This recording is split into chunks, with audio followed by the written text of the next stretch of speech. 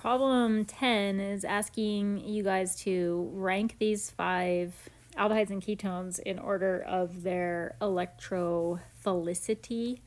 So that's asking you, are they wanting to be attacked by an electrophile? It's another way of asking how positive is the carbonyl carbon.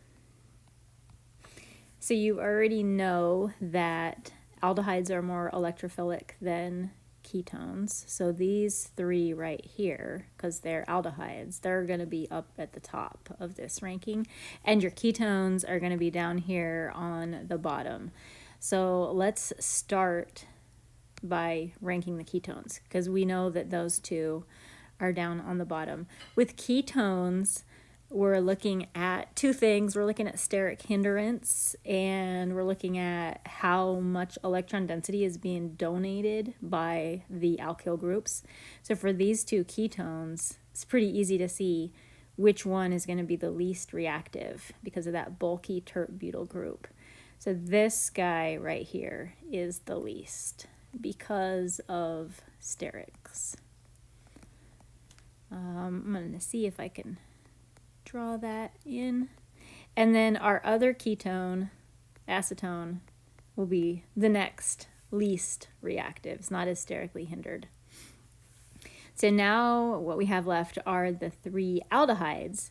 For the 3 aldehydes, we're trying to figure out of these which one has the most positive carbon of all. And so here we're looking at what is pulling electron density away from the carbonyl carbon. Notice that these 2 have fluorines on them, very electronegative, pulling electron density away, making the carbonyl carbon even more positive. So these 2 right here are going to be on the top of our list. The ethanol, because it doesn't have any halogens on it, it's still really electrophilic, but not as much as the 2 with the fluorine.